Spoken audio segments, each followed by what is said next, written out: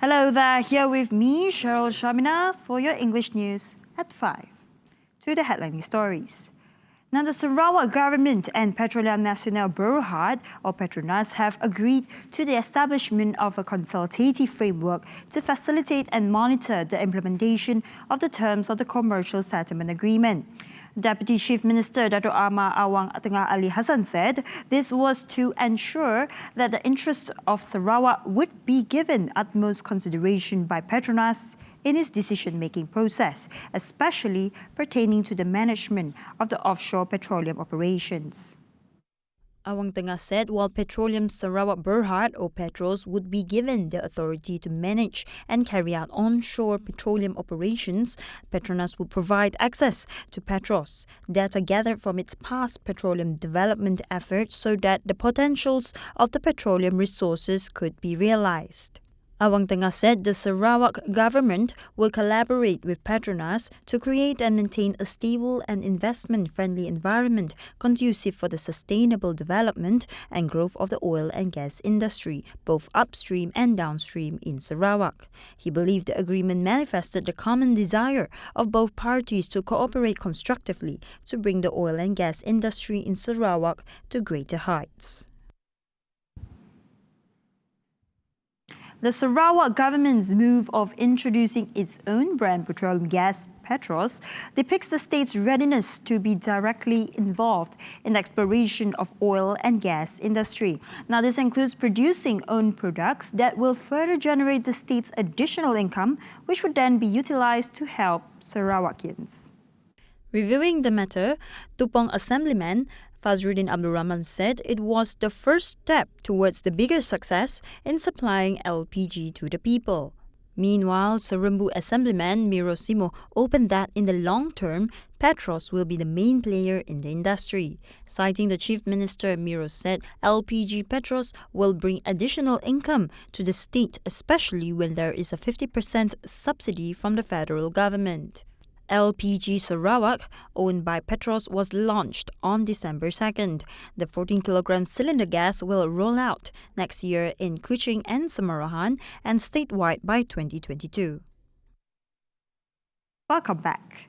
Now, the Sarawak government and Petroleum Nasional Berhad, or Petronas, have agreed to the establishment of a consultative framework to facilitate and monitor the implementation of the terms of the commercial settlement agreement. Deputy Chief Minister Dato' Amar Awang Tengah Ali Hassan said this was to ensure that the interest of Sarawak would be given utmost consideration by Petronas in its decision-making process, especially to the pertaining to the management of the offshore petroleum operations.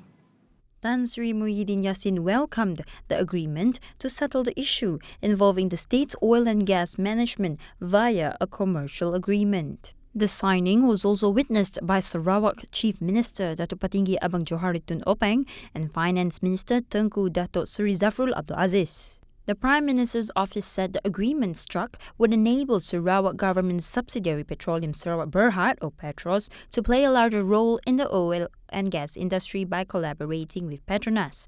In addition, it said this was set to open more opportunities for oil and gas service providers in Sarawak to be involved in more areas related to the industry. The two parties' agreement and a cooperation in sealing the commercial deal truly demonstrated the federal government's commitment to resolve the matter together with the Sarawak state government.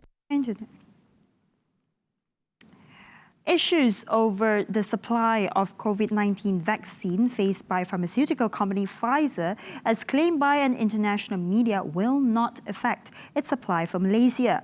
Science, Technology and Innovation Minister Khairi Jamaluddin Abu Bakar said, according to the media report, this problem would only affect this year's production.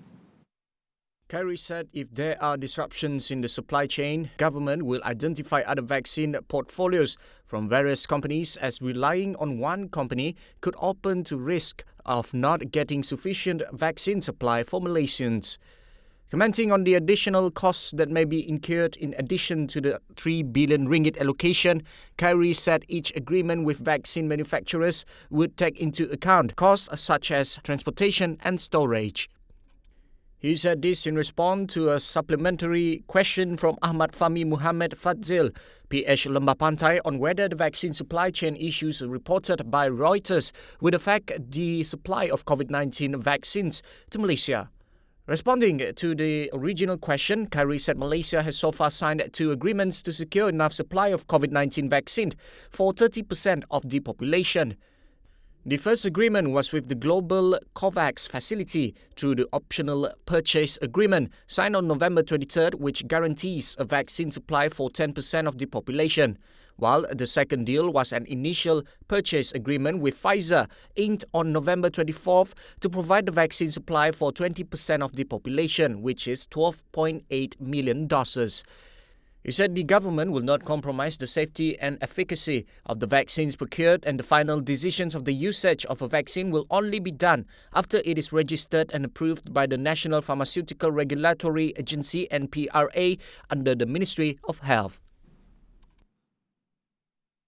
For the education sector, digitalization has elevated human capital, including the education sector. Enhancing higher education standards through e-learning is found to be lower in cost, in addition to becoming a new practice. Deputy President of Consumer Voice Associations of Sarawak COVAS, Datuk Samsudin Abdul Rahman, has called on to the people to tap on the e-learning in various tertiary levels, fields and programs, in which its fees have been lowered due to the pandemic. According to Samsudin, e-learning plays an important role in increasing the people's income in Sarawak in accordance to the Sarawak government's plan towards becoming a developed state by 2030. He added COVAS has forwarded a proposal to the state government to provide easy education loans through Yayasan Sarawak. This is an effort to ensure that Sarawakians have the opportunity to continue their tertiary education through e-learning, which are now lower in cost as compared to the conventional methods. And that concludes the news at 5. Stay tuned for the 11:30 Nightline with Ruben Gomez. I'm Cheryl Shamina. I'll see you next time. Bye-bye.